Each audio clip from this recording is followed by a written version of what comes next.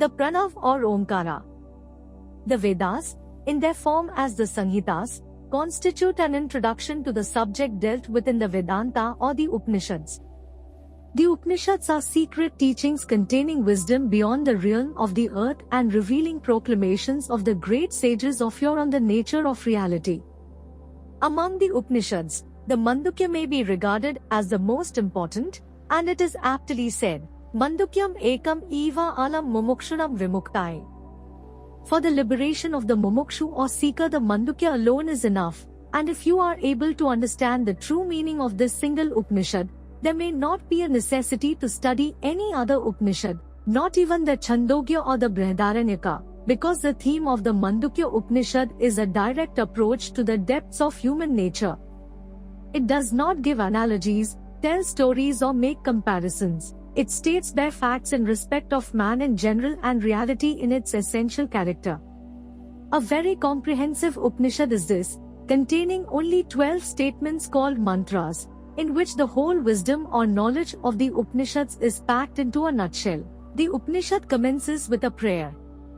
All Upanishads start with a prayer to the guardians of the quarters, the deities or the manifestations of God, who rule the whole of creation, that we be blessed with health and understanding in order to go into the secrets of the Upanishads, to meditate upon them and to realize the truth proclaimed in them.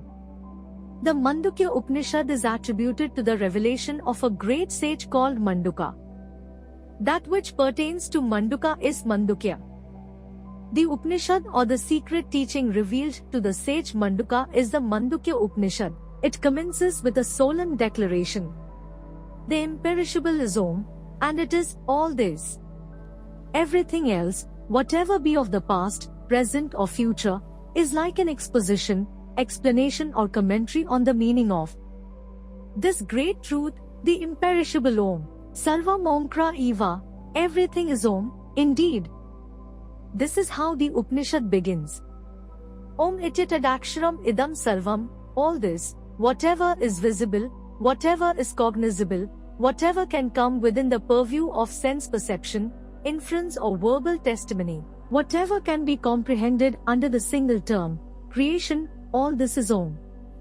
We have been reciting Om many a time, and it is a custom with most of us to greet one another with Om, to recite anything with Om and start japa of any mantra with the chanting of Om. The implication is that Om comprehends all things and it makes also a very auspicious beginning to everything.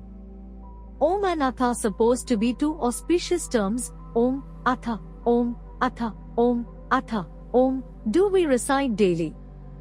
In the beginning, Om is supposed to have been the first vibratory sound that emanated as the seed of creation.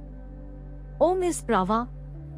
It is a bija mantra for all the other mantras, whether Vedika or Tantrika. In the recitation of Om we comprehend not merely all meaning but also all language, all verbal implication as well as objective reference is included in Om. Om is both Nama and Rupa, name as well as form. It is not merely a sound, though it is also a sound. And a very important aspect of Om that you have to bear in mind is that Om is not merely a chant or a recitation, a word or a part of human language, but it is something more than all this. It is something which exists by its own right, something which is usually called Vastu Tantra, as distinguished from Puruha Tantra, that which exists not because it has a reference to anything else but because it is something by itself. We do not create Om by a chanting of it, but we only produce a vibration sympathetic with the vibration that is already there by its own right and which is called Om. Om is a cosmic vibration. It is not a chant made by us, created by us or initiated by us. Why do we chant Om? To establish a connection between ourselves and that which exists by its own right and which manifests itself as a sound vibration in the form of Om. The Supreme Absolute is the Rupa, form, of Om, which is the Nama, name. As everything in the world is designated by a name, we designate Isvara, God, also, by a name. As we summon into our consciousness a form by calling out its name, remembering its name, So also we summon into our consciousness the being or the form of Isvara, God, by summoning his name. And just as the name of a particular object is connected with that object by a description of the character of that object, also, as the name of Isvara describes Isvara, and by this unique description of it, it enables us to contemplate the form of Isvara. A mountain is a name, a river is a name, fire is a name, man is a name, woman is a name, Rama is a name, Krishna is a name, and so on. We have many names Nama. These names correspond to particular forms which they connote and also denote. When you utter a name, the form corresponding to that name comes to your mind automatically, spontaneously as it were, because of a permanent connection that has been established between the particular name and its corresponding form. How much we are influenced by a name, every one of you knows very well. If you are called by a particular name, you may be pleased or displeased. There are names by which you may be called, which may annoy you, put you out of your balance, because of the reason that you have created a permanent association in your mind between a particular nama and its corresponding rupa.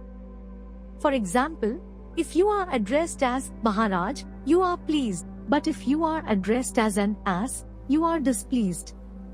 The reason is the association that you have established in your mind and feeling between the name Maharaj and its corresponding significance, or the name as and its corresponding significance.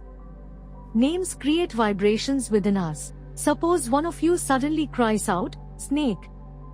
Snake!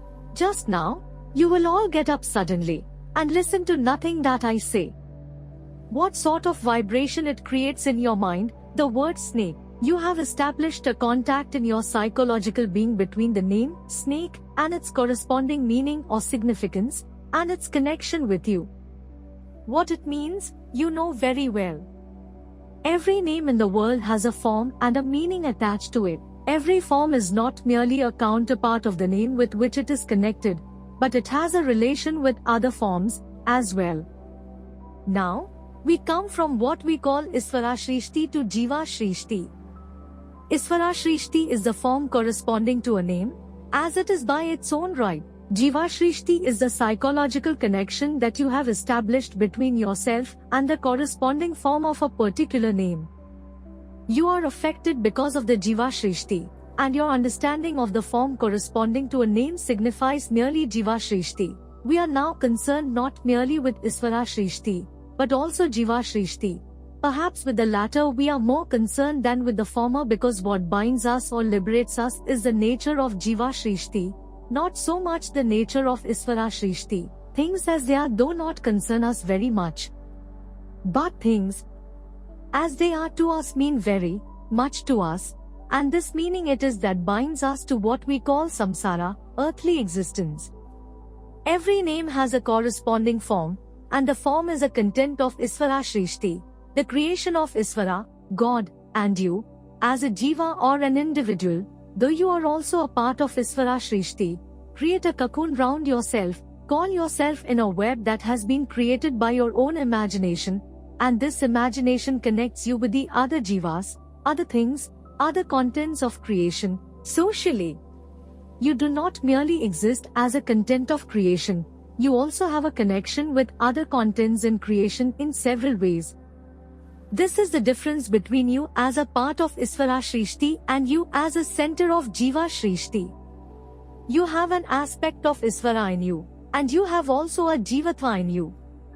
The aspect of Isvara is your dignified nature, and the aspect of Jiva in you is what binds you to this realm of samsara.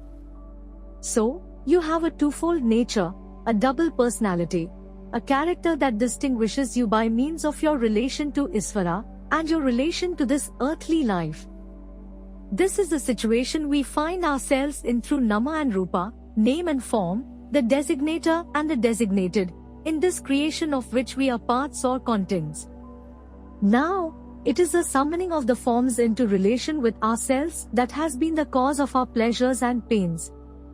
Every day we summon into our consciousness different forms of the world, and this summoning is nothing but a psychological contact that we establish between ourselves and these forms. This is samsara. Every relationship, external, is samsara, and the whole life of ours, throughout the days and nights that we pass, all this is samsara from which we seek liberation or freedom.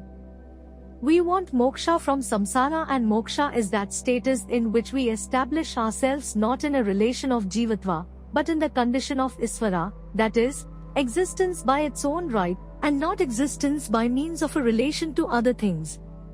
You are something by yourself, independent of what you mean to others, what you may appear to others, or what others may appear to you.